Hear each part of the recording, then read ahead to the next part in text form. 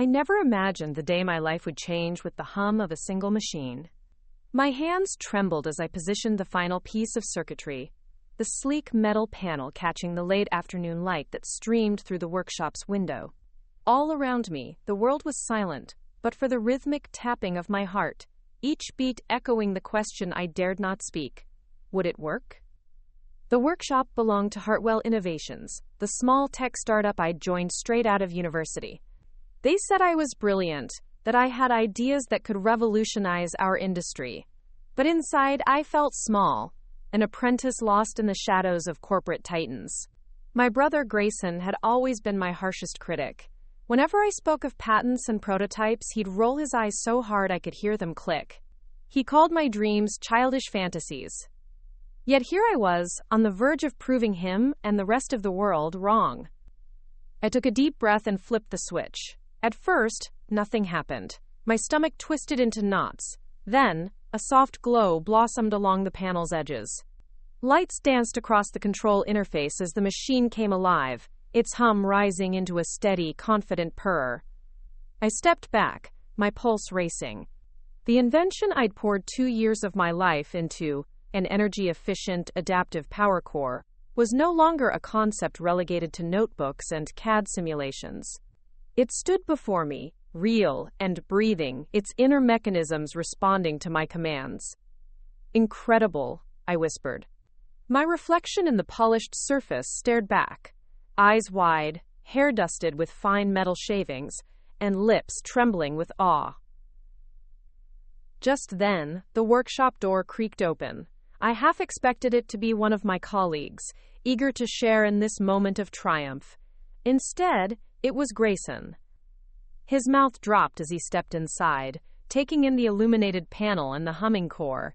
He stared for a moment, longer than polite, before scoffing. "What are you doing in here, Larkspur? Playing mad scientist again?" His voice dripped with contempt. I swallowed, trying to steady my voice. It's working, Grayson. It's real." He laughed then, loud and scornful, echoing off the concrete walls. "Real? You think this toy is going to go anywhere? Hartwell only humors you because you're the founder's niece." His words cut deep, but I refused to flinch. "You don't understand. This core can reduce energy waste by 20% in existing systems. It adapts in real time to changing loads. It's not a toy." "Oh, I'm sure it's lovely," he sneered. "But no one's going to buy it. You'll never convince the board. You'll never make it past the initial tests." Heat flushed my cheeks. For a moment, I considered smashing the panel apart with my bare hands, but I breathed deeply, recalling every calculation, every late-night assembly, every failure that led me to this moment. "We'll see about that." Before he could retort, I pressed a sequence on the interface. Graphs and numbers scrolled across the small monitor I'd attached. Efficiency ratings, load responses, thermal stability, all within acceptable parameters, and some surpassing expectations. Grayson's eyes flickered. A long, uncomfortable silence settled between us. "Let me see those results," he muttered. I nodded, heart pounding. Slowly, I handed him the tablet display. He scrolled through the data, brows furrowing. "This is unexpected," he admitted grudgingly. "We're running further diagnostics tonight," I said. "If everything holds, I'll schedule a demonstration for the board next week." He shook his head slowly. "Go ahead, but don't say I didn't warn you." He turned and left, the door swinging shut, with a finality that rattled my chest.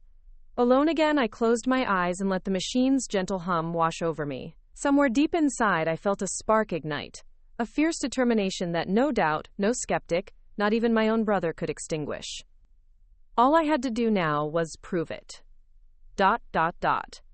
Before we jump back in, tell us where you're from. If this story moves you, please subscribe. Tomorrow, I have a special story for you. The morning of the board demonstration dawned cold and gray, the sky like a steel plate above Hartwell Innovations headquarters.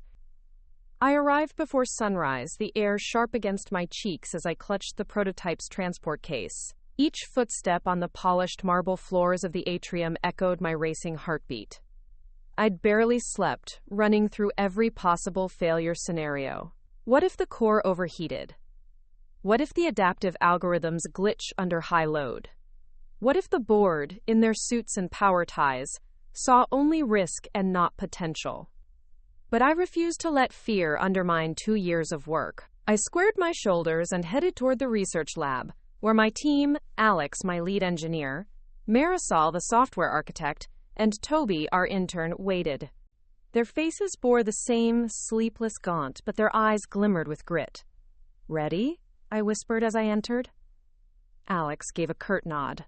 His dark curls were plastered to his forehead. "Just plug it in and let it do its thing." "We've run 100 simulations," Marisol said, voice calm but firm. "It's solid." Toby shifted anxiously. "You think they'll let us finish?" I offered him a reassuring smile I didn't entirely feel. "They have to." The CEO approved this demo personally. My words landed with less conviction than I'd hoped, but the nod of our lab manager Denise at the observation window bolstered them. In the adjacent conference room, the board members gathered. Chairman Thornton, a towering figure in a charcoal suit, Celeste Ryder, CFO and skeptic-in-chief, Dr. Ming Xu, head of RAND-D, and 2 outside investors whose clipped nods bespoke both curiosity and impatience. They murmured in low tones as Denise ushered them to their seats. Moments later, the double doors swung open. I stepped into the room, each board member's gaze pinning me like heat-seeking missiles. "Good morning," I began, voice surprisingly steady. "Thank you for joining today's demonstration. I'm Larkspur Hartwell, and I'd like to introduce you to Hartwell Innovation's next big step, the Aegis Adaptive Power Core." A projector flickered to life, displaying my name and the sleek schematic of the core. I advanced to the prototype station, where the case sat, waiting. Swallowing, I lifted the lid. The core gleamed under the overhead lights. Its brushed metal casing embossed with the company logo seemed to hum even before activation. "This device," I continued, "is designed to retrofit into existing power management systems, reducing energy waste by up to 20% through real-time load adaptation." I slot the core into the test rig. Cables clicked home. Eyes followed my every move. My palm brushed the activation switch as though it were a trigger. I flipped it. Silence. Then a gentle hum grew, filling the room. Digital displays lit up. Efficiency gauges, thermal readings, adaptive load graphs, dancing in real time. "Observe," I said, guiding their attention to the monitors. Under 6 different load patterns, from peak consumption to idle states, the Aegis core adjusts within milliseconds, smoothing fluctuations and reclaiming wasted energy that would otherwise dissipate as heat. The room was quiet except for the hum and the soft beep of data logs being recorded. Celeste Ryder leaned forward, reading numbers off the primary screen. 12.3% reduction on average, she said, eyes narrowing. "Is that the best case or worst case?" I held her gaze. "That's the baseline. In some configurations, we've recorded up to 25% improvement under variable loads." Dr. Xu spoke next, his voice measured. "What about thermal stability over extended periods?" Marisol, standing behind me, tapped her tablet. "Our algorithms modulate the core's internal cooling systems in tandem with power delivery. In tests running 48-hour cycles, internal temps stayed within 10 degrees of ambient." A murmur ran through the room. Thornton steepled his fingers. "Impressive. And integration effort?" I clicked a remote. A series of images flashed. Installation diagrams, retrofit modules, software interface screenshots. "It's designed for minimal downtime, a 2-hour swap-in for most standard systems." Our pilot partner, Green Edge Data, reported 0 operational interruptions during the transition. The doors at the back of the room opened again, and Grayson stood there, arms crossed, trench coat dripping from the cold air. My pulse stuttered. He stepped in, voice loud enough to hush the room. "Looks good on paper, sis, but show me real-world results." Heat flared in my chest. I could feel every eye on us. "You'll see," I answered, stepping toward the secondary rig set up to simulate grid conditions. As I initiated the second sequence, I realized that this moment, not the invention itself, would define everything. Would my brother's doubt be silenced? Or would his laugh echo louder than the core's hum? The screen switched to live feed, graphs surging as simulated faults and spikes bombarded the system. The Aegis core absorbed each blow, smoothing, adapting, thriving. Gasps rippled through the board table. Celeste's pen hovered over her notepad. Thornton rocked forward, intrigued. Then, at the peak of the test, a power spike 10 times the normal threshold struck. Monitors flashed warnings. The rig shrieked. My heart sank. For an agonizing second, everything went red. And then, the Aegis core roared back. Output stabilized. Alarms died. A hush fell. Then, beyond the stunned silence, I felt it. The shift in the room. Eyes widened. Heads turned. My brother's face whitened. He took a step back. I looked up at the board. That, I said, voice ringing, is proof. Quote. A thundering silence preceded the storm of questions, and at that moment I knew I was no longer the niece in the shadows. The weeks that followed the boardroom demonstration felt like moving through water. Every step forward was a struggle against a current of doubt and expectation.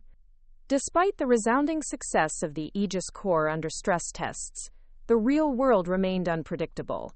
Orders flowed in from pilot partners, Green Edge Data, Halcyon Manufacturing, and 2 mid-sized utilities eager to slash operational costs.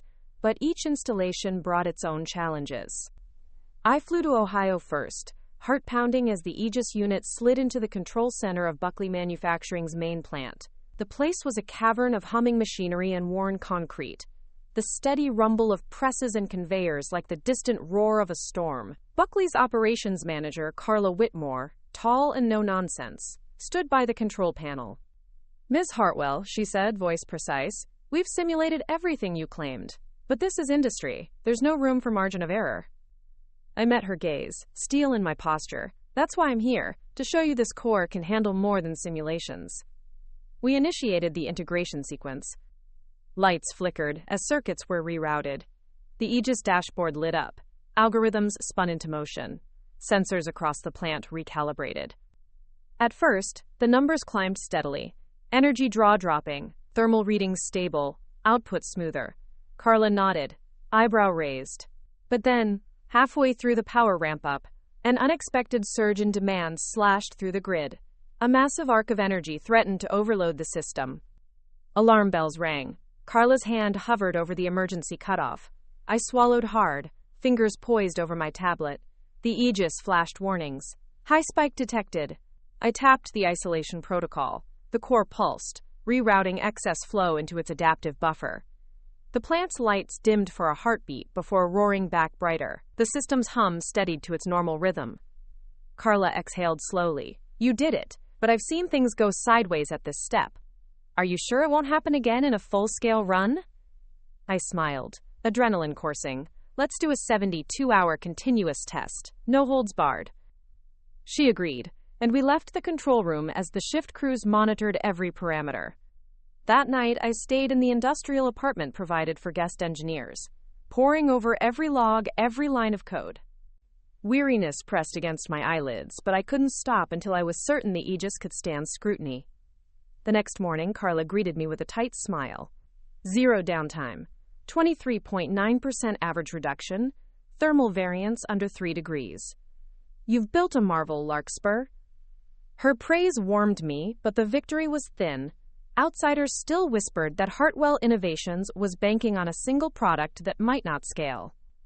Meanwhile, my brother's skepticism lingered like ice at the edges of every triumph. Grayson still avoided my calls, and the press release quoted a representative saying only that new technology promised cost savings. No mention of me or Hartwell's niece. Back at headquarters, I found the marketing team rehearsing the launch video. They filmed empty factory shots and voiceovers touting future prospects. I cringed at the impersonal narrative. My invention wasn't just engineering, it was my life. Late that night, in the dim glow of my apartment, I opened my laptop. I drafted a personal memo to the CEO.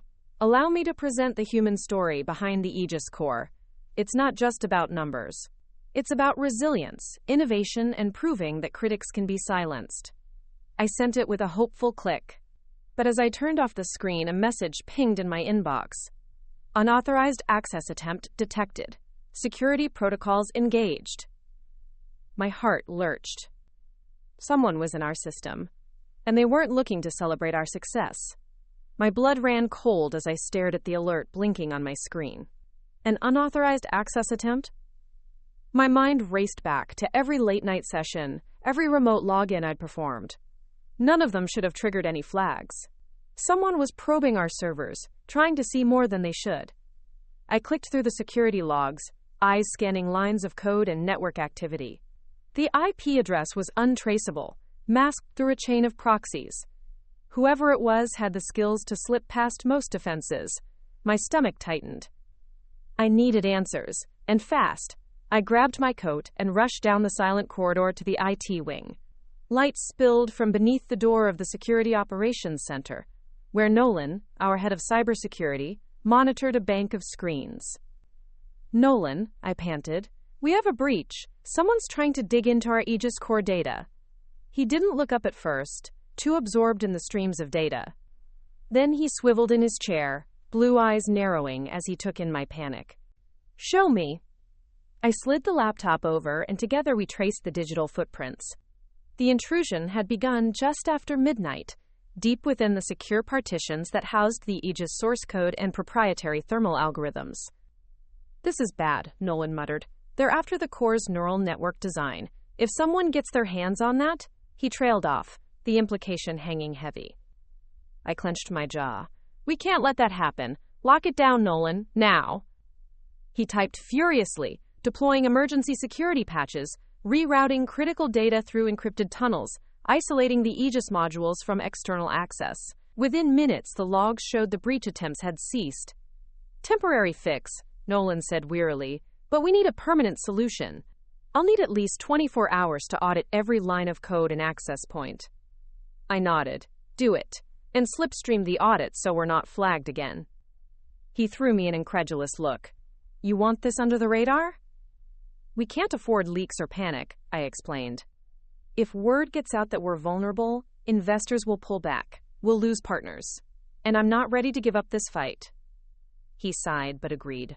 "I'll start now. I'll keep you updated." Alone again, I returned to my apartment, mind swirling with questions. Who would want our core's data? Competitors? Corporate saboteurs? Or my brother? The thought choked me, but I forced it aside. Grayson wouldn't stoop to hacking. He'd dismissed my invention. He had little to gain.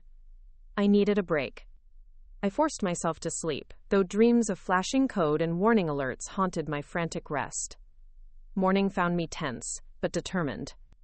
As I prepared to head into the office, my phone buzzed. A text from an unknown number. "Nice core, but can it handle insider threats?" My blood chilled. Someone was playing games, taunting me. I considered ignoring it, but then realized this was an invitation, a challenge. I typed back, "Who are you?" Minutes passed before another message appeared. "Someone who believes you're over your head. Prove me wrong." My pulse raced. I stared at the words. The right answer was obvious. The Aegis core was built for energy. It wasn't designed to thwart cyber attacks. Technically, but maybe I could adapt its neural network to monitor anomalous digital signatures, flagging and isolating threats in real time. It would require rewriting major sections of the code and testing under fire. But if I succeeded, we'd have a second layer of innovation no competitor could match. I made my decision. I needed allies and resources to brainstorm this overnight. I called Alex and Marisol, urging them to meet at Hartwell's 24/7 Innovation Lab.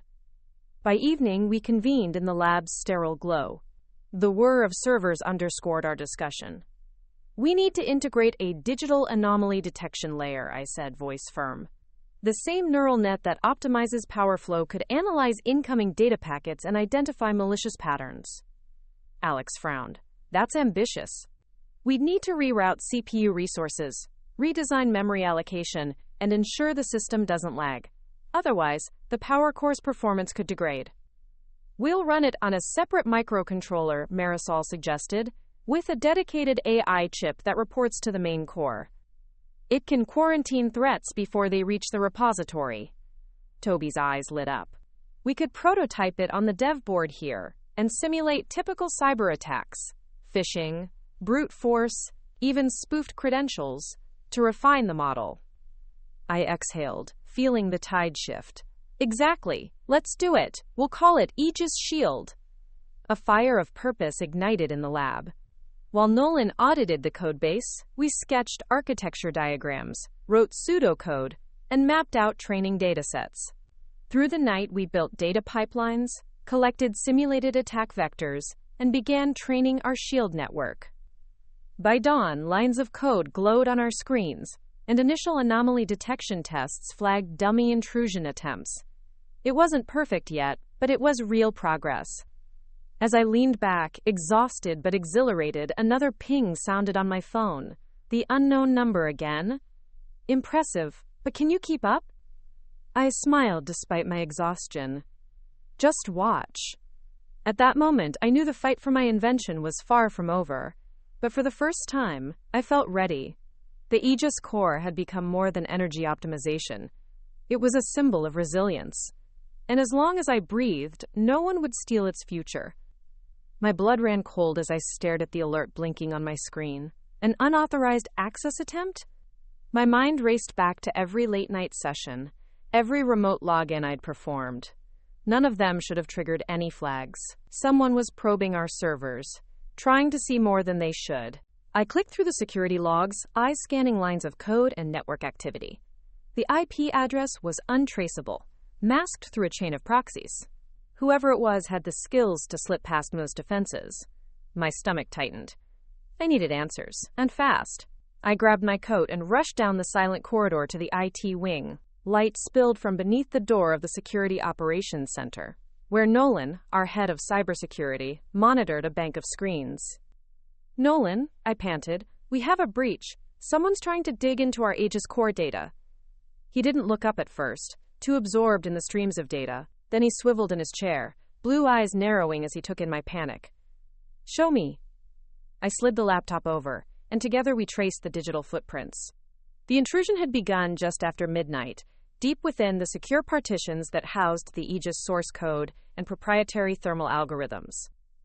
This is bad, Nolan muttered. They're after the core's neural network design. If someone gets their hands on that, he trailed off, the implication hanging heavy. I clenched my jaw. We can't let that happen. Lock it down, Nolan, now! He typed furiously, deploying emergency security patches, rerouting critical data through encrypted tunnels, isolating the Aegis modules from external access. Within minutes, the logs showed the breach attempts had ceased. Temporary fix, Nolan said wearily, but we need a permanent solution. I'll need at least 24 hours to audit every line of code and access point. I nodded. Do it. And slipstream the audit so we're not flagged again. He threw me an incredulous look. You want this under the radar? We can't afford leaks or panic, I explained. If word gets out that we're vulnerable, investors will pull back. We'll lose partners. And I'm not ready to give up this fight. He sighed, but agreed. I'll start now. I'll keep you updated. Alone again, I returned to my apartment, mind swirling with questions. Who would want our core's data? Competitors? Corporate saboteurs? Or my brother? The thought choked me, but I forced it aside. Grayson wouldn't stoop to hacking. He'd dismissed my invention. He had little to gain. I needed a break. I forced myself to sleep, though dreams of flashing code and warning alerts haunted my frantic rest. Morning found me tense but determined. As I prepared to head into the office, my phone buzzed. A text from an unknown number. Nice core, but can it handle insider threats? My blood chilled. Someone was playing games, taunting me. I considered ignoring it, but then realized this was an invitation, a challenge. I typed back, "Who are you?" Minutes passed before another message appeared. "Someone who believes you're over your head. Prove me wrong." My pulse raced. I stared at the words. The right answer was obvious. The Aegis core was built for energy. It wasn't designed to thwart cyber attacks, technically, but maybe I could adapt its neural network to monitor anomalous digital signatures, flagging and isolating threats in real time. It would require rewriting major sections of the code and testing under fire. But if I succeeded, we'd have a second layer of innovation no competitor could match. I made my decision. I needed allies and resources to brainstorm this overnight. I called Alex and Marisol, urging them to meet at Hartwell's 24/7 Innovation Lab. By evening, we convened in the lab's sterile glow. The whir of servers underscored our discussion. We need to integrate a digital anomaly detection layer, I said, voice firm. The same neural net that optimizes power flow could analyze incoming data packets and identify malicious patterns. Alex frowned. That's ambitious. We'd need to reroute CPU resources, redesign memory allocation, and ensure the system doesn't lag. Otherwise, the power core's performance could degrade. We'll run it on a separate microcontroller, Marisol suggested, with a dedicated AI chip that reports to the main core. It can quarantine threats before they reach the repository. Toby's eyes lit up. We could prototype it on the dev board here and simulate typical cyber attacks. Phishing, brute force, even spoofed credentials, to refine the model. I exhaled, feeling the tide shift. Exactly, let's do it. We'll call it Aegis Shield. A fire of purpose ignited in the lab. While Nolan audited the codebase, we sketched architecture diagrams, wrote pseudocode, and mapped out training datasets. Through the night, we built data pipelines, collected simulated attack vectors, and began training our shield network. By dawn, lines of code glowed on our screens, and initial anomaly detection tests flagged dummy intrusion attempts. It wasn't perfect yet, but it was real progress. As I leaned back, exhausted but exhilarated, another ping sounded on my phone. The unknown number again. Impressive, but can you keep up? I smiled, despite my exhaustion. Just watch.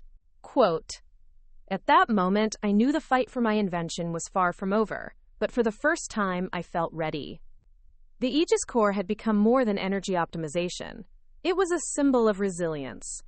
And as long as I breathed, no one would steal its future. The launch event for the Aegis Adaptive Power Core was set for a crisp October morning, crisp enough to see my breath as I marched onto the white stage set up in the courtyard of Hartwell Innovations. Banners flapped overhead, blazoned with the Aegis logo, an interlocking shield and lightning bolt. News outlets and industry journalists lined the perimeter, cameras pointed, microphones poised. I inhaled, steadying myself. This was the moment we would go from prototypes and pilot runs to full-scale deployment. The Aegis Shield cyber defenses, tested and refined in secret, were active now, monitoring every data packet that coursed through our servers. I stepped up to the podium. Thornton stood off to the side, smiling, pride and relief in his eyes. Beside him were the pilot partners, Carla Whitmore among them, giving me a thumbs up from the audience. Welcome, I began, projecting every ounce of confidence I'd cultivated. Today, we mark a new era in industrial energy management, one where efficiency and security go hand in hand. The Aegis core isn't just an innovation, it's a revolution. As the crowd broke into polite applause, I sensed someone approaching the stage from the side. I turned to see Grayson step into view, camera flashes illuminating his smug expression. I swallowed, but then pressed on. Before we launched the live demonstration, I want to acknowledge the team behind this breakthrough. I gestured to Alex, Marisol, Toby, and Nolan, each step forward earning cheers. The murmurs grew excited as I activated the control panel behind me, the large screen whirred to life, displaying live data feeds from our partner facilities. Graphs shifted, numbers climbed, and the assembled audience leaned in as efficiency metrics and energy savings scrolled in real time. Now, I said, heart fluttering, let's show everyone why the Aegis core will change the world. I hit the launch switch. Instantly, a practicum grid, set up to mimic a small-scale power plant, buzzed to life. The crowd gasped at the hum as lights on the grid panels blinked green, confirming stability. Just as I started explaining the interface, my earpiece crackled. Nolan's voice, we've got an alert. Incoming traffic spike from unusual source. I stiffened. Where? His reply, external network, attempting to spoof sensor nodes. A hush fell over me. This was unplanned. The crowd pressed closer. I cleared my throat. Ladies and gentlemen, a demonstration of real-world resilience. With a practice tap, I switched the display to security mode. On screen, data packets were highlighted in red as they tried to breach our sensors. Then, green boxes snapped around them. Aegis shield at work. A cheer rose. I couldn't help but smile. But then, the screen flickered, and another alert blared. Override attempt detected. The breach is coming from inside the facility. My blood ran cold. An insider threat? Right here, at launch? Cameras whirled. Journalists murmured worriedly. Grayson's face was unreadable. I signaled Nolan frantically. He scanned furiously. It's coming from the control panel itself, he said. I realized the tabletop console I was standing behind, the one running the live demo, was compromised. Someone had planted malicious code to override the safety protocols and crash the system in front of the world. I swallowed hard. The crowd froze with me. And then... This story took us a long time. If you like it, subscribe. Now, back to the story. My mind raced. The stage lights reflected off the console's metal edge. The live grid's panels glowed ominously, ready to fail. I had seconds to decide. Pull the switch, end the demo, and save the grid. Or stay, confront the saboteur, and risk everything. I reached for the hidden manual shutdown lever beneath the console, heart pounding, knowing that whichever choice I made would define not just the launch, but the fate of Aegis, and my reputation. I froze, fingers brushing the lever, sweat beading on my brow as the audience held its collective breath. The live grid's hum escalated, warning lights flickering red. Nolan's voice crackled in my ear, strained and urgent. Larkspur, it's isolating critical failsafes. If you don't shut it down now, we'll have a total meltdown. The manual shutdown would save the demo, but sacrifice momentum and credibility. The saboteur's script was embedded deep, a perfect strike at the heart of our launch. Yet walking away now felt like surrender. I took a breath, recalling every late night, every doubt I'd faced, every piece of code I'd crafted. This invention was more than a machine. It was my statement to the world. With resolve, I yanked the lever. The grid lurched, lights dimming before rewiring back to green. The crowd erupted in relieved applause, though mixed with puzzled murmurs at the abrupt shutdown. On screen, a message flashed. Security override successful. All systems stable, Nolan's voice was triumphant. We quarantined the rogue code, rerouted the protocols. You did it. I forced a smile and lifted my hands. Thank you. Today, you've witnessed not just the power of the Aegis core, but the strength of resilience. This technology, like all innovation, will face challenges. But together we can overcome them. Thornton stepped forward, arms open. Give it up for Larkspur Hartwell. The audience rose to their feet, cheers echoing in the courtyard. Cameras flashed as I took a bow. Grayson lingered at the edge of the crowd, expression unreadable. His eyes met mine briefly, a flicker of something I couldn't decipher. Later, in the privacy of the launch pavilion's green room, I collapsed onto a sofa. Alex and Marisol stayed by my side, pride and relief etched on their faces. I thought we lost it, Alex confessed, shaking his head in disbelief. Marisol squeezed my hand. You saved it, perfectly. I closed my eyes, letting their praise wash over me. But my phone buzzed with a new notification. A shareholder's message requesting clarification on the breach. My heart sank. Word had gotten out. I tapped a reply. Security protocols have been reinforced. Full report coming shortly. But doubt lingered. The question that haunted me. Who was the saboteur? And what was their motive? That night, I returned home, exhaustion pressing in. Instead of sleep, I found myself reviewing surveillance footage from the event. Cameras mounted discreetly in the pavilion captured faces in the crowd, faces I studied frame by frame. Grayson's trench coat gleamed under the lights, his posture casual as he clutched a coffee cup. But then, at the moment the override script executed, someone passed behind the console, a figure in a lab coat, hands disappearing beneath the table's edge. My pulse raced. That coat wasn't ours. It was the visitor coat worn by external consultants. I tracked the timestamp and identified the individual's badge number. It belonged to Jonathan Vance, a lead hardware consultant contracted for the demo setup. Vance had the access credentials, the tech knowledge, and an unexplained link to one of our competitors. I felt anger flare. He'd jeopardized everything. I dialed Nolan. Pull Vance's badge logs. I want his access timestamps, communications, everything. He responded immediately. On it. I'll meet you at the office in an hour. As I ended the call, I realized this battle extended beyond technology.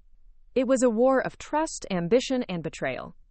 And I was determined to unmask the traitor, no matter where it led. I arrived at the office before dawn, the city still cloaked in pre-dawn hush. The Hartwell skyscraper rose before me, its glass facade reflecting the faint orange glow of streetlights. Inside, Nolan and I descended to the secure server vault beneath the research wing. Rows of racks hummed with activity, and surveillance monitors flickered in the dimly lit room. Nolan swiped his keycard and entered Vance's badge logs on the terminal. Lines of data scrolled, a tapestry of access points and timestamps. Look here, Nolan said, pointing to a series of entries from midnight to 2 a.m. These corresponded to Vance's presence at the pavilion, but then there was an anomaly. After the demo's conclusion, his credentials reactivated in the main lab. My pulse quickened. Why would he need to be in the main lab? After hours? Nolan tapped another command. Let's cross-reference his network activity and camera feeds. We waited as the system compiled footage. Moments later, a video clip popped up. There was Vance, lone, in the lab, crouched by our Aegis core display unit, furtively downloading schematics onto a USB drive from a concealed port in the console's underside. I felt bile rise. Pause it, I said, squinting. Zoom in on his face. Nolan magnified the image. Vance's jaw was clenched, eyes darting to the camera before he slipped the drive into his coat. That's conclusive, Nolan said quietly. We have him. I shook my head, mind racing. This wasn't just corporate espionage. It was betrayal from within our walls. What's next? I asked. He sighed. HR will handle the termination, and legal team will take the drive. But publicly, we need a narrative that restores confidence. I nodded. We couldn't let shareholders panic, or competitors smell blood in the water. We needed to show strength, transparency, and control. By mid-morning, Hartwell's legal counsel assembled in the conference room. I addressed them with as much composure as I could muster. We'll issue a statement. A contractor attempted theft of proprietary data, was identified by our security systems in real time, and has been terminated. All systems are secure, and the Aegis Shield has proven its worth. Our PR team crafted the release. Throughout the day, press outlets ran the story, most framing it as a testament to Hartwell's security measures. Investors breathed easier. Orders resumed. Yet in the quiet moments, the question lingered. Why target the Aegis core? Its potential impact on energy markets was undeniable, but the core was still early in its rollout. Why sabotage now? I dug into market analytics, searching for clues. Halcyon Manufacturing's stocks had dipped suspiciously in the week leading up to our launch. Coincidence or collusion? Was Vance acting alone or as part of a larger plot? That evening, I found myself back in my apartment, laptop open. Data streams and stock graphs filled the screen. I mapped patterns, correlations, anomalies. Every lead led to Halcyon's boardroom. I drafted an email to Celeste Ryder, the CFO, asking for any insights into Vance's motives, but hesitated before sending. I needed more proof than conjecture. I closed the laptop and decided on a clearer approach. Meet with Halcyon's CEO, Marco Bellini. He'd been cordial during pilot talks, but their reluctance to commit full orders always puzzled me. The next morning, I arrived at Halcyon's sleek tower. Polished marble floors, minimalist design, an empty canvas where innovation met commerce. A receptionist ushered me into a conference room with a sweeping city view. Bellini entered moments later, tall and impeccably dressed, offering a firm handshake. Larkspur Hartwell, he said smoothly, to what do I owe this pleasure? I seated myself. Thank you for seeing me. I'd like to discuss Jonathan Vance. His expression flickered. Your former consultant, I continued. He stole data from Hartwell Innovations. He downloaded schematics for our Aegis core. Bellini's eyes narrowed. I'm not aware of any such incident. Security footage clearly shows him in the lab, I replied. His posture stiffened. He was here for hardware diagnostics. I'll need to check. I pushed on. With all due respect, Marco, I don't believe he acted alone. Halcyon stands to gain from any weakness in the Aegis rollout. Your refusal to fully adopt the technology, your stock dip, it all fits. He inhaled sharply. That's a serious accusation. I met his gaze. I have evidence. I'm here for transparency, not attacks. I want to understand your position and ensure there's no broader sabotage. Bellini studied me for a long moment. Then he exhaled, tension draining. Fine, he said quietly. Let's talk, but I won't have my company dragged through the mud without proof. We spent the next hour in cautious negotiation. Bellini revealed that Vance had been consulting as a freelance contractor, not directly under Halcyon's banner. He promised an internal investigation but couldn't guarantee cooperation. Before I left, I looked him in the eye. I hope you take it seriously. Because if anyone else is involved... He nodded curtly. I understand. Back at Hartwell, I felt a mix of triumph and unease. I'd confronted a Titan, but the battle wasn't over. I returned to the lab, where Alex and Marisol were tweaking the Shield's anomaly database. Their questions were eager: how to integrate evidence trails into the network logs, how to preempt future breaches. I sketched out a plan to embed forensic tracing in the core's firmware, making any tampering traceable. We'll call it Aegis Sentinel, I said, the name fitting like a glove. They nodded, diving into architecture diagrams. As I watched them work, I remembered Grayson's laughter, the cold dismissal that set me on this path. Now, with every obstacle, I'd become stronger, more resolute. Outside, the city lights shimmered, the world moving forward. And so would I, one invention, one breakthrough, one battle at a time.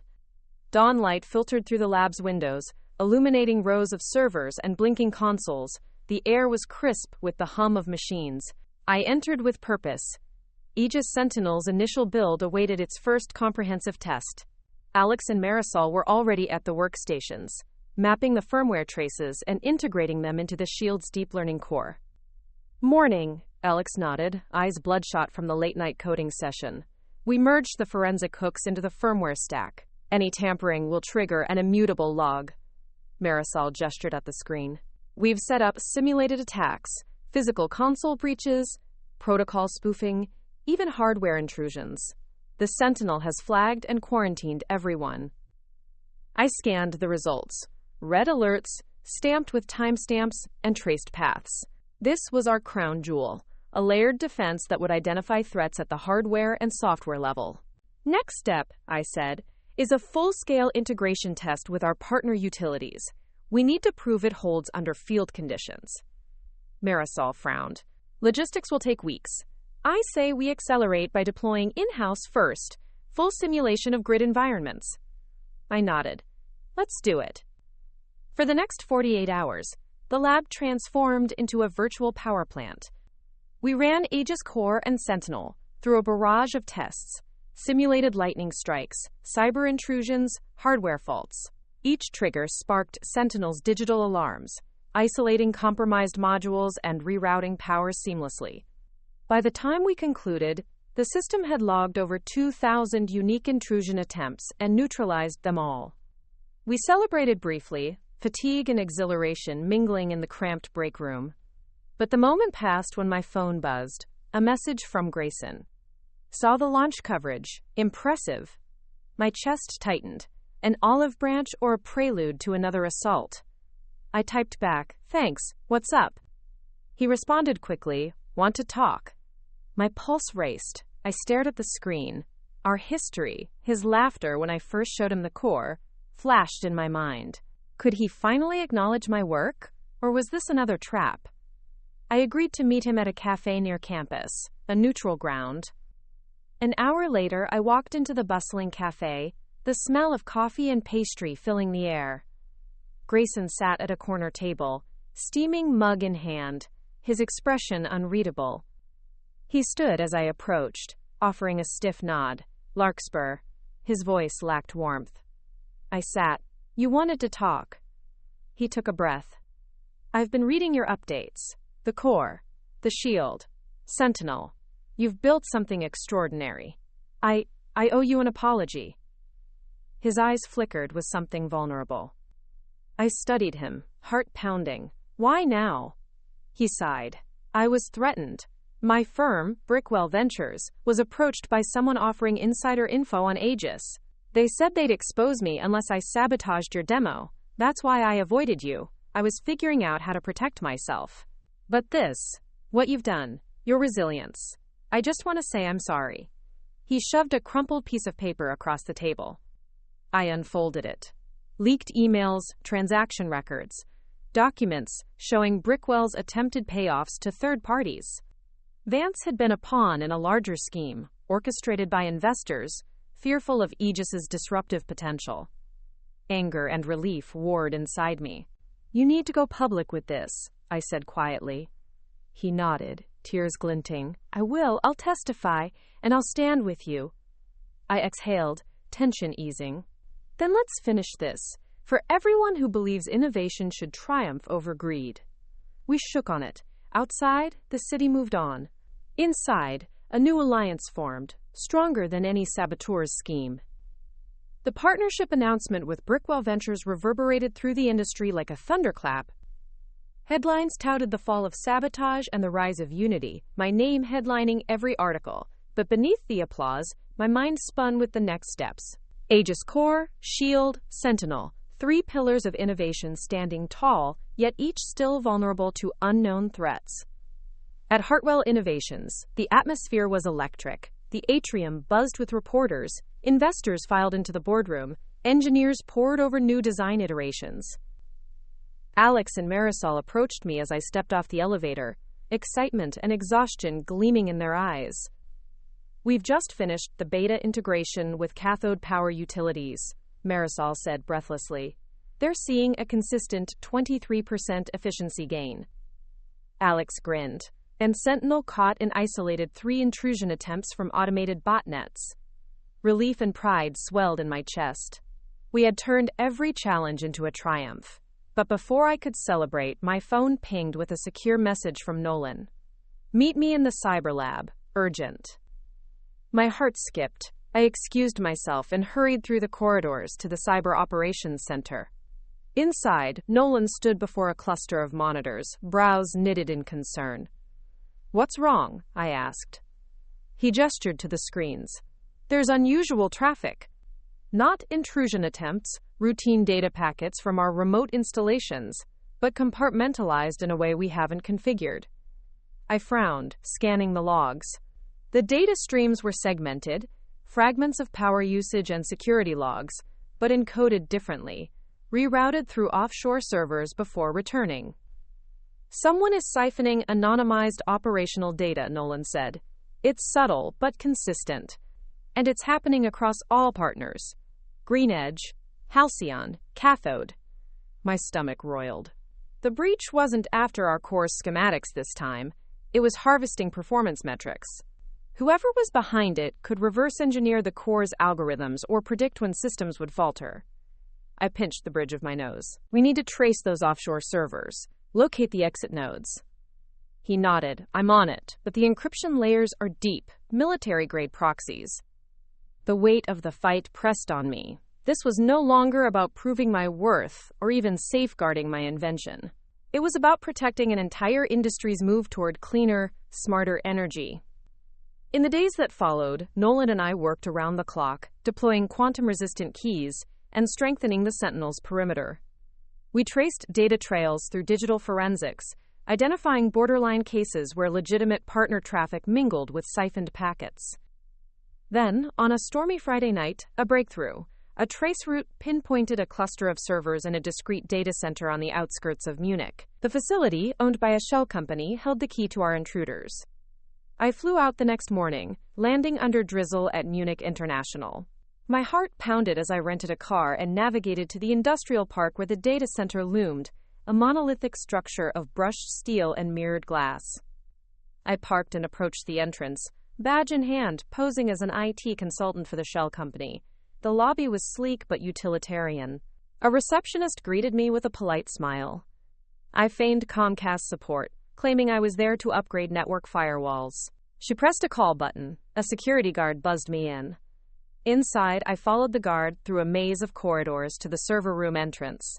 Before he could swipe my badge for door access, I seized the moment. I slammed into him, wrestled the card out of his pocket, and darted through the door. Alarms blared. Red lights bathed the rows of servers. I slid between racks, heart hammering as I scanned the labels. There it was. A cluster marked Global Data Ops. I connected my laptop to a terminal, initiating a rapid diagnostic, dumping packet logs, mapping out traffic flows, capturing IP chains. The console flashed, multiple live streams from Hartwell's remote nodes feeding into an external relay. Footsteps thundered behind me. I tapped a keystroke to start a counterhack, tagging the servers with a beacon for Nolan to trace back in real time. A security team burst in, guns drawn. I froze.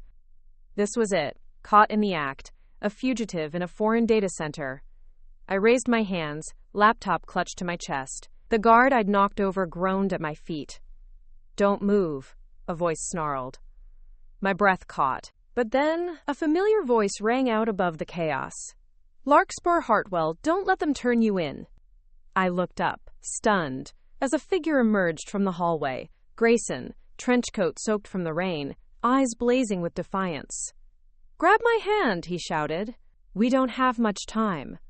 My pulse thundered. The streetlights outside cast long shadows into the room. In that instant, I realized the fight had become personal, and the only way out was to trust the brother who once laughed at my dreams. Grayson's hand was strong around mine as I yanked myself off the cold floor. The German security team hesitated, confusion sparking in their eyes as our eyes met across the flickering server racks. "Now!" Grayson yelled, and we sprinted down the aisle between rows of humming machines. My heart thundered as alarms echoed. Red lights pulsing. The data center transformed into a labyrinth of steel and glass. We swerved around a corner. A guard rounded it too, gun raised. Grayson shoved me behind a server rack, then stepped out to block the walkway. The guard fired. A bullet ricocheted, scorching the metal panel beside me. Grayson's voice cut through the chaos. "To the west exit." We darted down a corridor, boots clattering on concrete.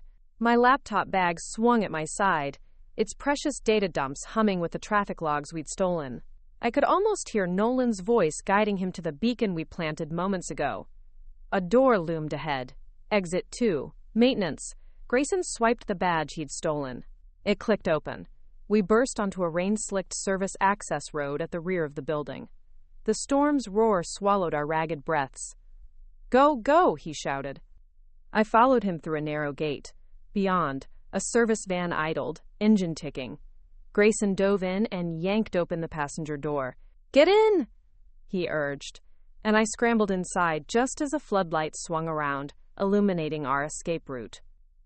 Tires squealed as the van lurched forward, slamming into gridlocked delivery trucks.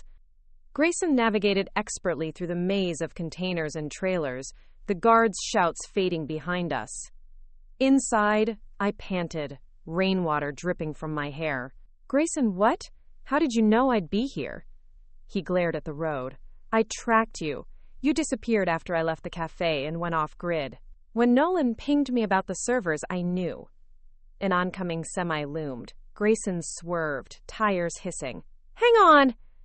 I clenched the dashboard, knuckles white. The van fishtailed. We ducked under a low canopy of shipping crates, bursting into the street beyond.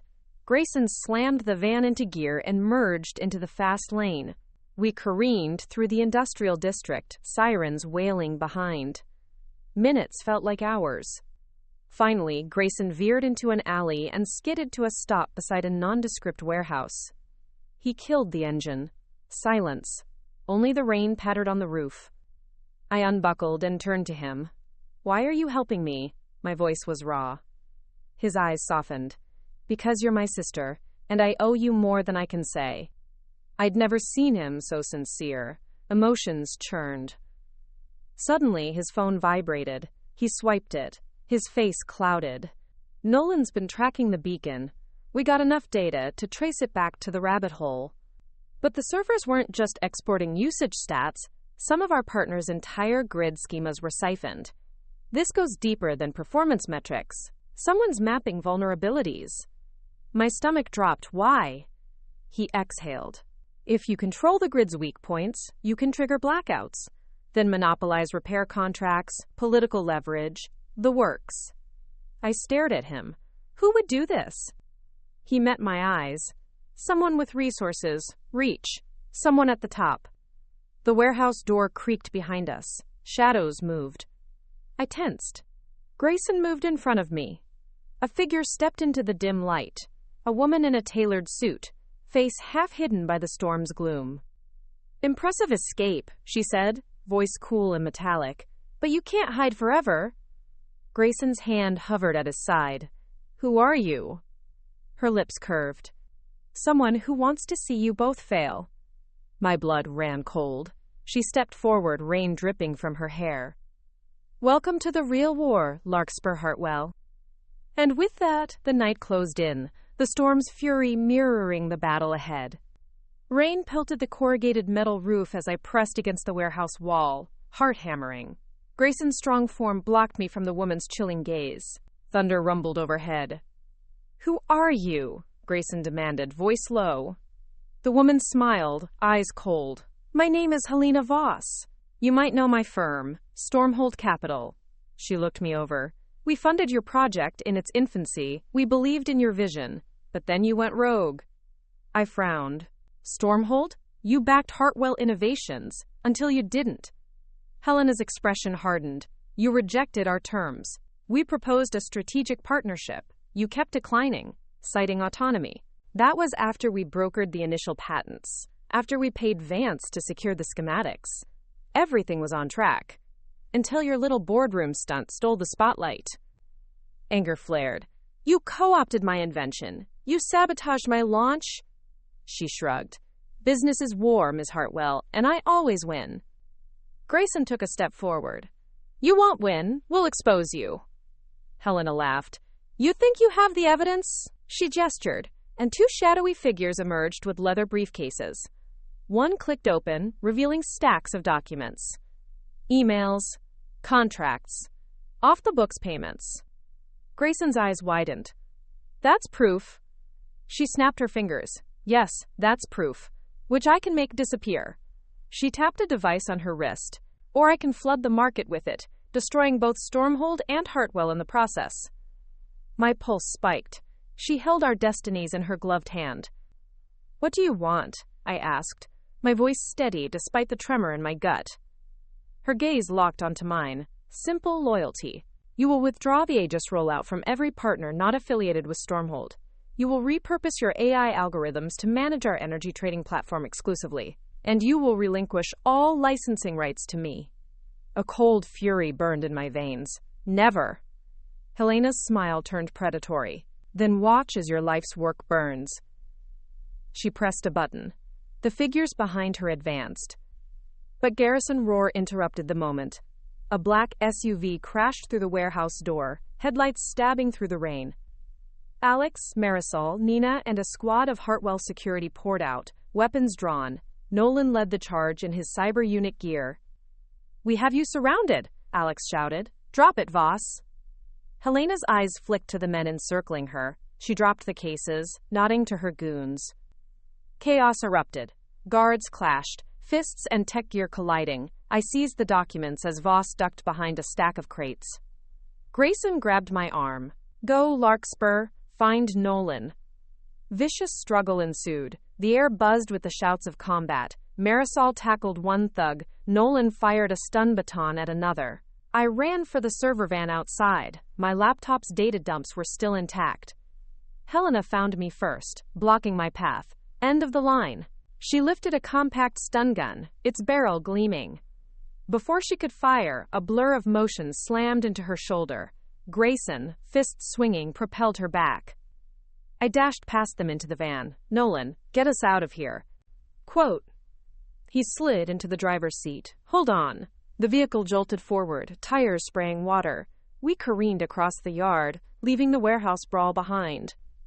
As we sped down the industrial road, documents and schematics rolling in the back. I turned to Grayson. That's our leverage. He nodded, eyes grim. Time to bring her down. Behind us, storm clouds gave way to a sliver of dawn. Our battle was far from over. But now we held the truth. The van's tires screeched against wet asphalt as Nolan maneuvered us through the industrial maze. Dawn's pale light cast long shadows, turning the world gray and uncertain, mirroring my thoughts. In the back, the briefcases of incriminating evidence sat like silent sentinels. Our proof of Stormhold's conspiracy. Our path forward. Grayson's jaw was set as he drove. "Where to?" he asked, eyes on the road. I exhaled, adrenaline still thrumming. "To the CEO's office." He glanced at me. "You're going to deliver that dossier to Thornton?" I nodded. "He's the one person I trust to make this public. Hartwell's boardroom needs to see this, and the press needs to know. We can't keep hiding." Alex chimed in from the back seat. "I'll prep a forensic report. Nolan's already encrypted the logs with timestamps and cross-references tied to Vance and Voss. We'll present an airtight case." Marisol unloaded the hardware tokens one by one, each carrying packets of emails, contracts, security logs. "I can draft a press release and coordinate with legal. Celeste will back it." By mid-morning, we pulled into the valet circle at Hartwell Innovations. Observers in suits and ties glanced at our van. We unbuckled and strode to the lobby, purposeful and silent. Inside the boardroom, Thornton stood at the head of the table, flanked by Celeste and Dr. Shu, their faces lit with concern as we marched in. The documents and tokens weighed heavy in my hands. Thornton's voice cracked the hush. "Larkspur? Is everything all right?"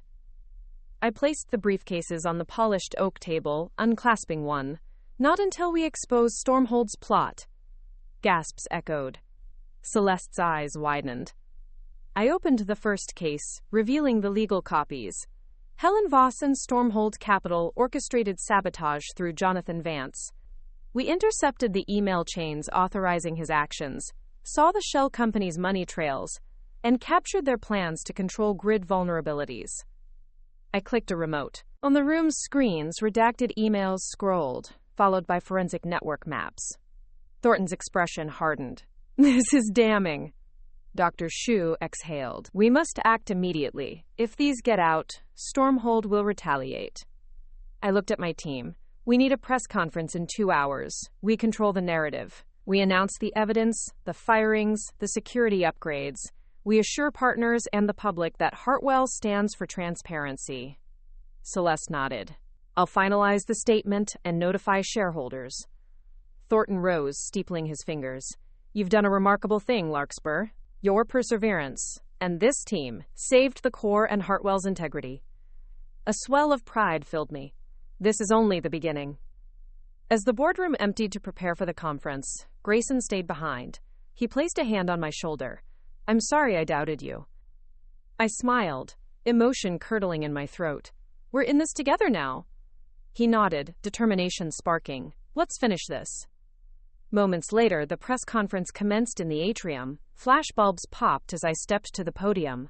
Celeste stood beside me, her expression firm. I took a breath. "Thank you all for coming. Today, Hartwell Innovations unveils evidence of corporate espionage aimed at undermining our flagship product, the Aegis Adaptive Power Core. We have terminated and are pursuing legal action against the perpetrators and strengthened our security measures. We reaffirm our commitment to innovation, transparency, and the betterment of global energy systems." Questions rained down. Media hungry for details, investors seeking reassurance.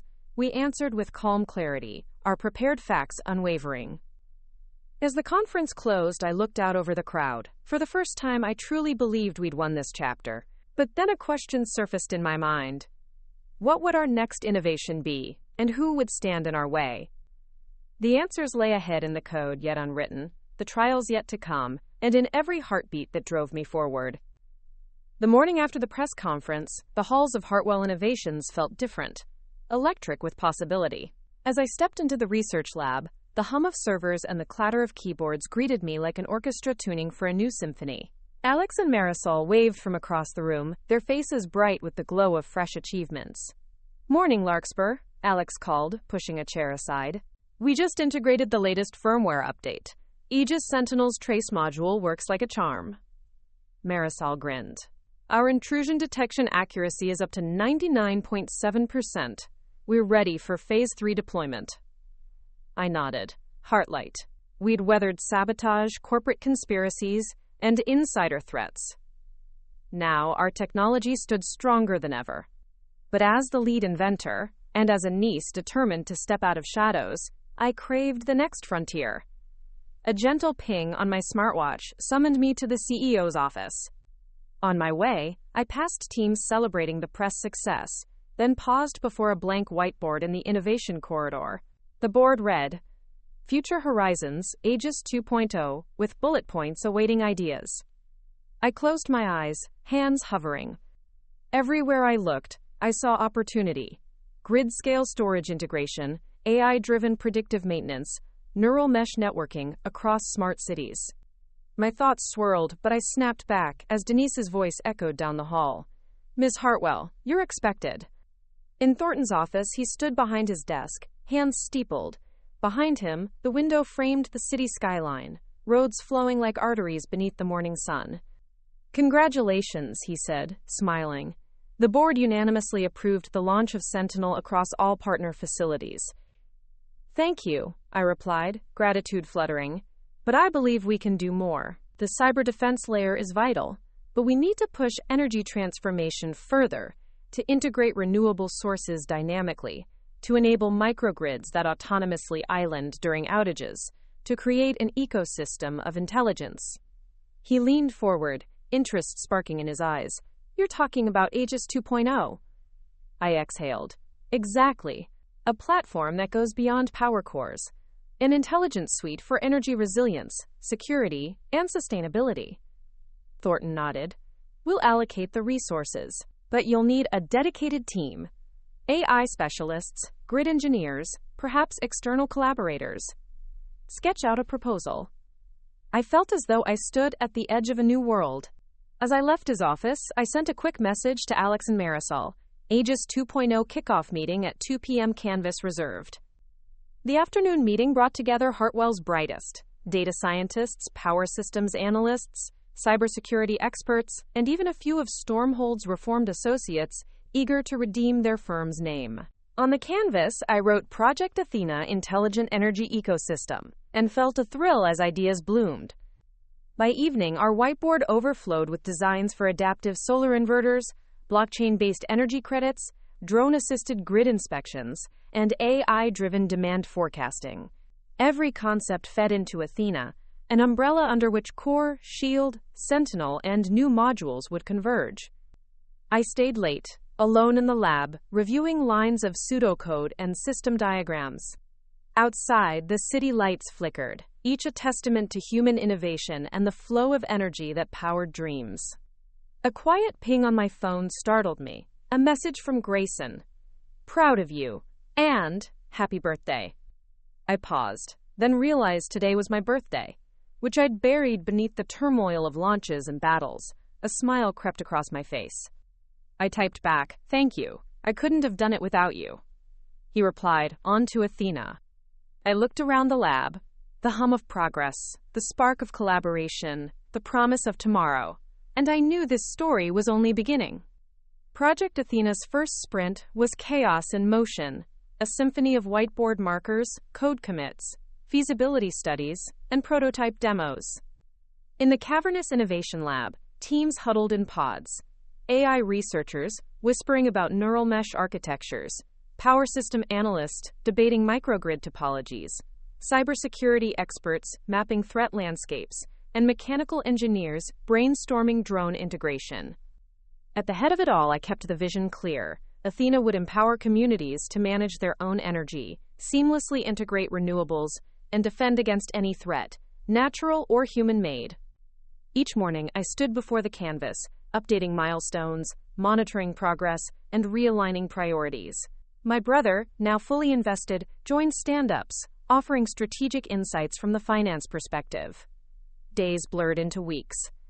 We completed Athena's core prototype, an open-source communication bus allowing disparate grid components to speak with each other.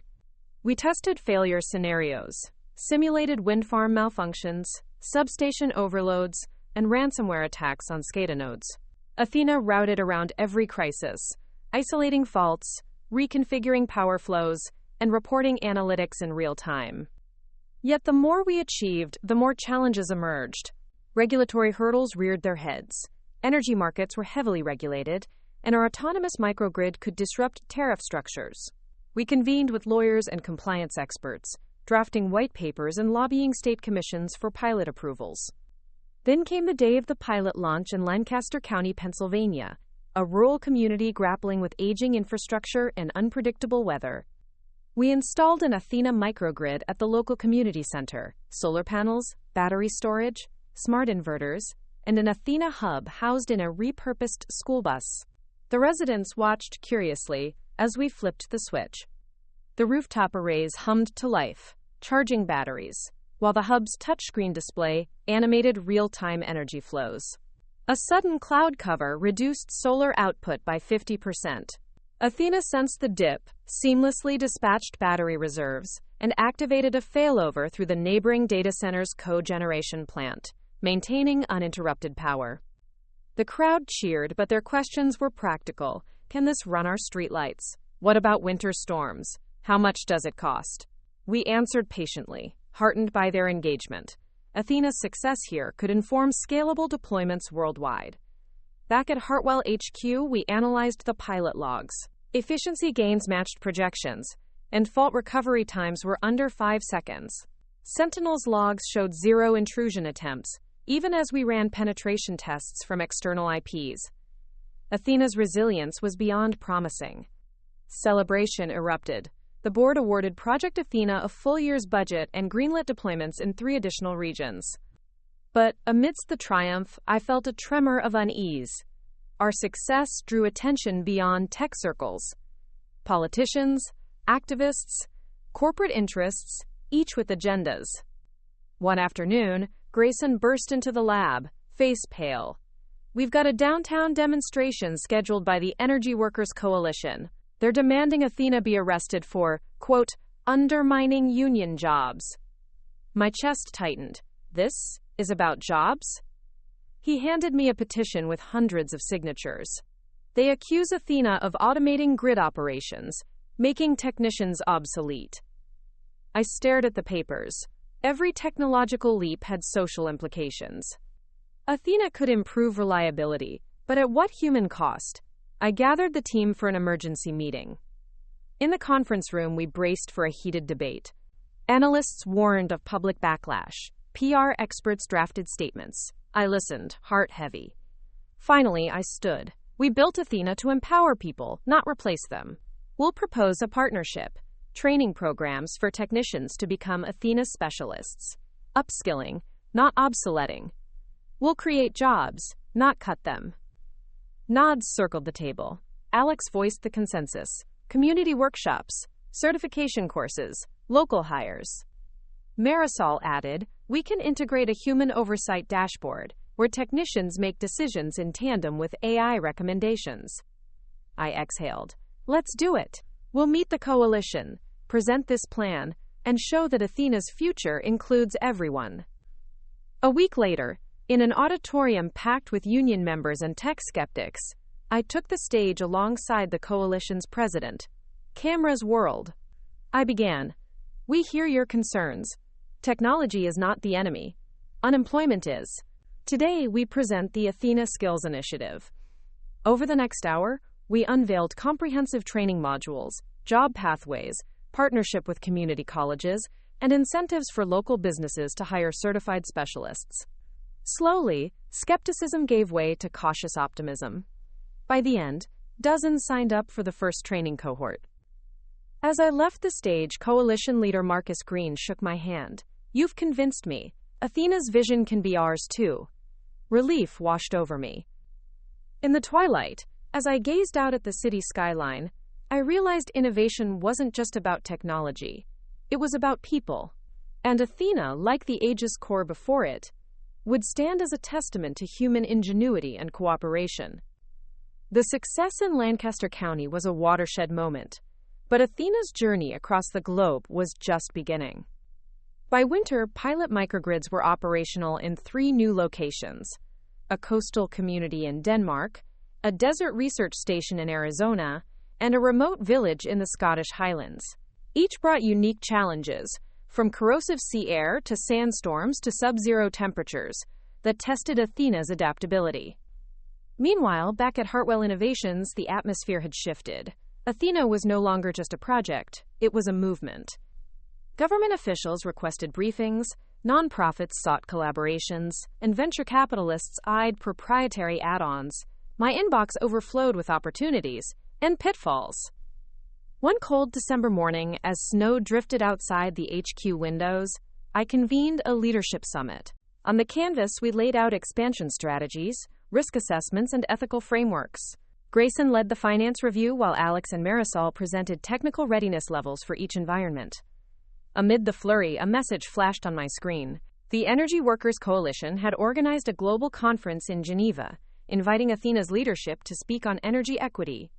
It was an honor, but I hesitated. The world stage meant exposure and scrutiny. Yet, as I looked at the global pilot map blinking on the projector, I felt compelled. 2 weeks later, I found myself in Geneva's iconic Palais des Nations, the United Nations campus. Delegates from 60 countries filled the grand hall. When I walked on stage, a hush fell. I began with a simple greeting in English and French, acknowledging the diverse audience. Energy is a human right, I declared.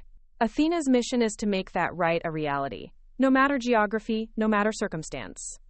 I spoke of microgrids lighting rural schools in Africa, of solar corridors powering desalination plants in the Middle East, of battery arrays bridging gaps in European winter blackouts. I highlighted the Skills Initiative, the Sentinel defenses, all woven into Athena's vision. The applause was thunderous. Yet, as I answered questions, I noticed pockets of resistance. Representatives from legacy utilities wary of losing market share, from petrochemical lobbies dismissing renewables. Their questions dripped skepticism. After the session, during a break, a tall man in a dark suit approached. His badge read Richard Vanderholt, Executive Director, Continental Utilities Consortium. Ms. Hartwell, he said, offering a gloved hand, an impressive vision. But tell me, how do you plan to integrate Athena with existing grid giants? Without their cooperation, microgrids remain islands. I held his gaze. By demonstrating value. We're not here to supplant, we're here to augment. Athena's pilot in Germany is already feeding stabilized power into a conventional grid, smoothing peaks and reducing strain. We will partner, not compete. He nodded slowly. I look forward to seeing that data. Back in the networking lounge, Grayson intercepted me. He's a tough nut. His consortium spans 3 continents. If we want global adoption, we need Vanderholt as an ally. I weighed the proposition. Athena's ethics demanded collaboration. Then we reach out to him. We propose a joint task force, Hartwell, Continental Utilities, and UN stakeholders to pilot Athena's grid integration module in a European city. He smiled. Perfect. The next day, I drafted the proposal. Vanderholt responded within hours, intrigued by the prospect of stabilizing interconnections. A working group was formed. Back home, the lab launched a new initiative, Project Bridge, Athena's Interop Framework. Engineers designed APIs and hardware adapters to link microgrids with legacy SCADA systems, while cybersecurity teams extended Sentinel to protect interregional communication channels. Amid the technical whirlwind, I found a moment to reflect. The world had shifted. Athena was no longer my invention alone. It was a collective endeavor, a tapestry of partnerships, policies, and people. Each challenge, from sabotage to job fears to regulatory hurdles, had shaped our journey. One evening, as I walked through the lab hall, I passed the canvas wall filled with chronological story cards. The labels read Core Genesis, Boardroom Battle, Cyber Siege, Global Pilots, Geneva Summit, and now Bridge Initiative. Grayson appeared beside me. Feels like we've lived 10 lifetimes. I smiled. And the next chapter is Athena's integration into the global grid. He looked ahead at the rising sun through the windows. Let's write it. With that, we stepped into the future, birthing Project Bridge and forging alliances that would define the era. And though the path was uncharted, I knew, together, we would light the world. The consortium task force convened in Amsterdam, a city cradled by canals and crisscrossed by hydro infrastructure, a fitting backdrop for Project Bridge's first full-scale demonstration. Delegates from Hartwell Innovations, Continental Utilities Consortium, and UN energy representatives gathered in a repurposed warehouse. Shipping containers formed demo booths, one housing Athena's microgrid hubs, another demonstrating SCADA interfacing, and a third illustrating Sentinel's cross-boundary defenses. I faced the packed audience, heart steady. Beside me stood Richard Vanderholt, his posture formal but expectant. Welcome to the Bridge Initiative launch, I began. Today we integrate Athena's intelligent microgrids into Continental Utilities' existing urban grid, forging a seamless, secure, and adaptive energy network. The demonstration commenced. On one screen, a simulated rooftop solar array, with Athena managing energy flows. On another, live feeds from Continental's grid showing load smoothing as Athena modules injected power or absorbed spikes. Sentinel's dashboard displayed encrypted channels linking the networks, flagged and neutralized simulated intrusion attempts. Vanderholt stepped forward. And now, live integration with Amsterdam's North Seaport District. He tapped his tablet. A map lit up, indicating the district's substations and Athena node placements. The lights dimmed in the warehouse, the simulated sun glowed on the screen, and a coded sequence initiated. Energy meters flickered, data points danced, and within seconds, the Seaport District's grid stabilized under Athena's orchestration. Applause erupted, but beneath the acclaim, I watched Sentinel's logs for any anomaly. None appeared. Our defenses held. After the demo, we toured the control container. Engineers monitored every parameter. A sudden spike in shipping crane power draw lit a red warning, then faded as Athena rerouted reserve energy. The live audience gasped in awe. Vanderholt placed a hand on my shoulder. You've done it. I smiled. We did it, together. But that night, over dinner at a canal-side cafe, the air crisp with autumn, Vanderholt's tone shifted. Larkspur, impressive as Athena is, the world's powers are restless. We've caught the attention of oil magnates and state-owned utility behemoths. They're not pleased. I frowned. We knew adoption would be contentious. He sighed. Yes, but now we must brace for political headwinds. Regulatory reviews in some countries will be retracted. Subsidies frozen. Our partners in Eastern Europe just notified us they're facing lobbying efforts to halt their pilot. My mind reeled. How do we respond? Vanderholt looked to the black water of the canal. You're the face of Athena. You need to rally global support. We'll coordinate with the UN, but you must speak at the Climate Action Forum next month. Advocate for policy frameworks that protect innovation. I met his gaze, determination igniting. I will. The realization sank in. Athena's journey wasn't just technical. It was political, environmental, and deeply human. Innovation needed allies beyond engineers and financiers. Back home, I convened an emergency session with Hartwell's policy advisors Celeste and Grayson. We drafted white papers and op-eds, lined up speaking engagements, and strategized coalition building. Environmental NGOs, consumer rights groups, development agencies. Amid the flurry, I reflected on my brother's journey from skeptic to ally. He approached me one evening, holding a license plate from his car engraved INNV8R. I thought you'd like this, he said. I laughed, tears pricking. You're full of surprises. He nodded. So are you. Let's change the world. And as autumn deepened, I prepared for the greatest stage yet, the Climate Action Forum in New York, where Athena's fate and countless communities' futures would hang in the balance. The calm after the storm is always fragile. Legislative offices across the globe buzzed with newfound momentum for Athena's implementation. But as the initial euphoria faded, I found myself longing for the earlier days of pure invention. The world stage had proven exhilarating, but also relentless, and I missed the sanctuary of the workshop. On a quiet morning in April, I escaped to the old lab where the Aegis core first came to life. The polished marble floors and gleaming servers of headquarters were a world away from these dusty benches and creaky floorboards. Here, with the sunlight falling through cracked windows, I felt grounded. I ran a hand over the prototype's metal casing, now a relic, but still humming in my memory. I closed my eyes, recalling the thrill of that very first spark of life, the science and sweat woven together. A soft chime echoed from my tablet, a message from Marisol. Larkspur, the Institute of Renewable Futures, wants to collaborate on a global data analysis project, modeling renewable integration at scale. They're eager to use Athena's datasets across hundreds of microgrids. Are you in? I exhaled, excitement stirring. The idea of exploration, of data-driven insights beckoned. Count me in, I tapped back. Later that week, I convened the Research and Insights Lab, a new team within Hartwell, dedicated to harnessing Athena's telemetry. In a large conference room, data scientists and grid experts gathered around walls of screens displaying live dashboards.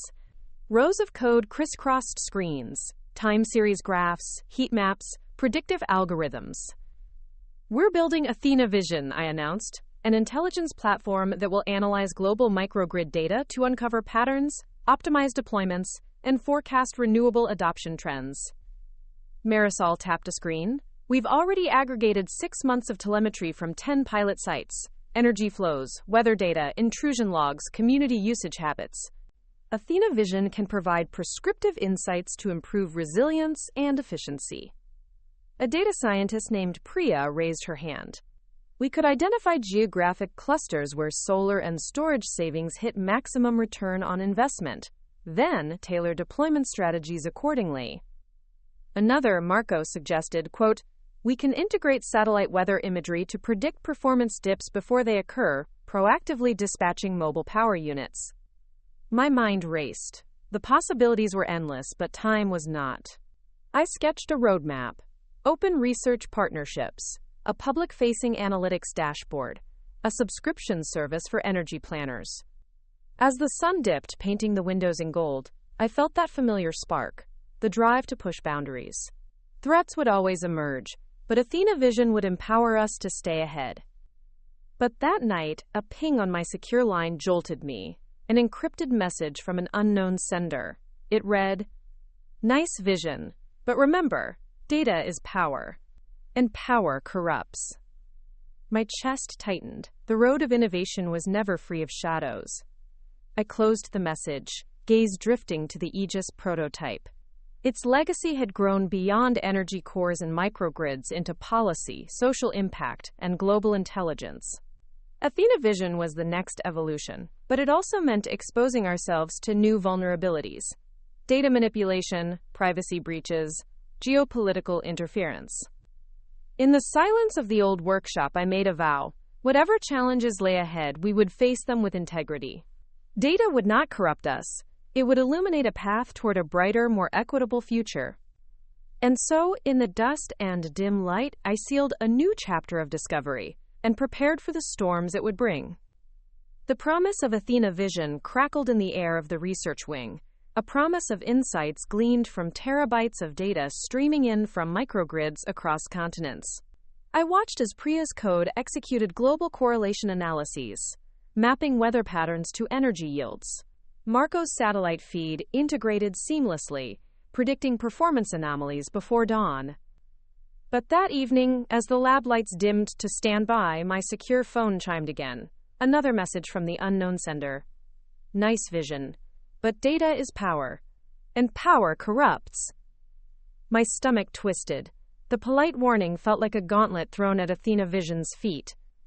I convened Alex and Marisol in the command center, walls of monitors showing Athena Vision's dashboards. We need to secure our data streams, I said. Sentinel protects the core, but Athena Vision's open collaborations expose us to new threats. We must harden the pipelines and ensure data integrity at every stage. Alex frowned. We'll need to integrate blockchain-style immutable ledgers for data provenance. Every data packet logged with cryptographic hashes. Marisol added, and differential privacy protocols to respect community data while revealing patterns. We can anonymize datasets so individual sites remain private. I nodded, the plan forming. Implement both. And set up anomaly triggers. If data flows deviate unexpectedly, we isolate and investigate. As they dove into coding, I reached for my tablet and drafted an invitation to the Institute of Renewable Futures, a white paper on secure, privacy-preserving analytics. Days merged into weeks as Athena Vision rolled out secure pipelines. Partners marveled at live global dashboards but had no access to raw logs. Hash chains guaranteed unalterable data. Privacy layers safeguarded community details. Our open collaborations continued, but under a new shield. Then the attack came. It started as a minor glitch. 2 data streams from a pilot in the Philippines dropped out. Sentinel flagged it as a network hiccup. I monitored. Within hours, streams from 3 more sites disappeared. Sentinel's screens flickered red. I rushed to the lab. Alex and Marisol were already on the consoles. What happened? I demanded. Alex swiped across his tablet. Looks like someone flooded our API endpoints with malformed packets. Massive DOS attack combined with protocol spoofing. They bypassed our firewalls. Marisol's voice cracked. The data we have is incomplete. Gaps in the time series. If they corrupt our ledgers, Athena Vision's insights could be fabricated. My pulse shattered. The specter of the unknown sender loomed. Deploy the emergency shields, I ordered. Isolate the affected nodes, switch to backup channels, and roll back to pre-attack hashes. They executed the commands, lines of code cascading on screens. Sentinel's cyber defense protocols kicked in, sealing off malicious traffic. Within an hour, data streams regenerated, but suspicion lingered. The attack revealed a vulnerability: public API endpoints. We traced the IPs. Again, proxies spun across 5 countries, but one endpoint left a trace. A direct ping to a research vessel in the Pacific, Global Oceanic, which hosted one of Athena Vision's environmental sensors. I grabbed my coat. I'm going to see them. Alex attempted restraint. It could be a red herring. I squared my shoulders. Or it could be our next compromise. I'll be back soon. The following morning, I flew to San Francisco, then boarded a small aircraft to the Global Oceanic research ship docked at the bay. The vessel, a sleek catamaran bristling with sensors, housed teams studying ocean currents. Athena Vision tapped their data for predictive climate modeling.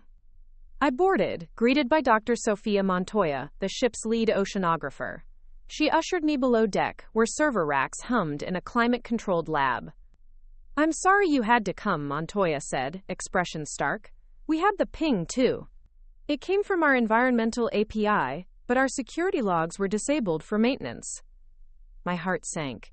We need those logs. We need to know if the attack originated here, or if someone exploited your maintenance window. She led me to a terminal. Our tech shut down the logs last night on my orders.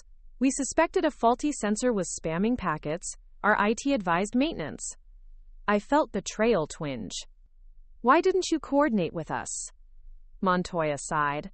My priority was research continuity. I didn't want to disrupt deep-sea measurements. I realized the cost of separation. Our partnerships relied on trust and shared protocols. I took a breath. We need to work as one team. Let me restore the logs and isolate the attack vectors. Together, we patched the monitoring systems, rebooted the logging servers, and unleashed Sentinel's remote diagnostics. Within hours, we traced the malformed packets back to a compromised research laptop controlled by a rogue AI researcher, ex-employee of Stormhold, a fragment of Helena Voss's network. I stared at the screen. She's still attacking, from the shadows. Montoya placed a hand on my shoulder. Let me help you stop this. I glanced at the ocean through the porthole. The vast, unpredictable expanse mirrored our digital frontlines. We'll purge her access, issue security bulletins, and strengthen our protocols. Back in San Francisco that night, I drafted an urgent communique to all Athena partners. Activate Sentinel version 3.2, initiate forensic audits, reset API keys. As lines of code rolled out, I closed my eyes. The age of data had dawned, but power and corruption rode its currents. Athena Vision's promise glowed bright, but only if we guarded it with vigilance and unified purpose.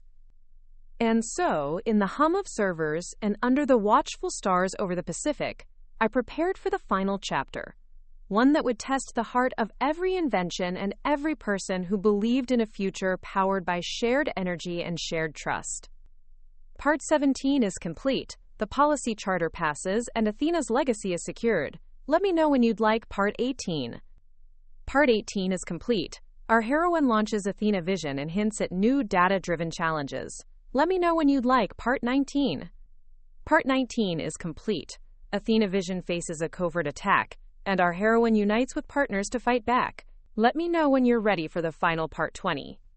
The horizon over the Pacific burned gold as our final defenses locked into place. Sentinel version 3. 2's patches rippled outward, securing every API endpoint. Forensic audits scoured log histories. Every Athena Vision node, from remote microgrids to the global oceanic ship, now operated under an ironclad security umbrella. But this was more than a cyber skirmish. It was the culmination of a journey that began with a single humming power core. As the sun rose, I convened our global command center. Alex in London, Marisol in Munich, Nolan in San Francisco, and Sophia Montoya streaming in from the research vessel. Grayson, now Chief Operating Officer, joined me at headquarters. I addressed the team over video link. We stand at the edge of a new era, one where energy innovation, data intelligence, and unwavering security converge. Athena Vision's promise is a world powered by renewable energy, optimized by AI, and defended against any threat. But more than technology, it's a testament to our human spirit, resilience, collaboration, and the refusal to yield to fear or corruption. We ran through final checklists. Track full API key rotation ** completed across 120 partner sites. Tycosing no tampering. Tycosing no Tycosing no Tycosing no Tycosing no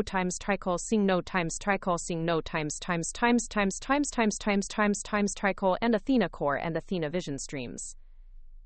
This was victory. Not over a competitor, not even over Helena Voss or her network, but over doubt and adversity. We had turned skepticism into support, sabotage into strength, and fear into hope. Yet in that moment of triumph, I felt something more, the spark of possibility. Project Athena had birthed Athena Vision. Now, the world awaited our next innovation, one that would shape the century to come. I turned to Grayson, gratitude shining in my eyes. We did it, together. He smiled, pride and relief mingling in his expression. Together. As we stood in the command center, the screens behind us displayed live data, microgrids stabilizing, AI forecasts glowing green, sentinel shields holding fast. The chapter closed on a world forever changed by our invention, and by the belief that one person's vision, backed by a team's tenacity, could illuminate the dark. 2 more great stories are next. Don't miss them. Subscribe and turn on notifications.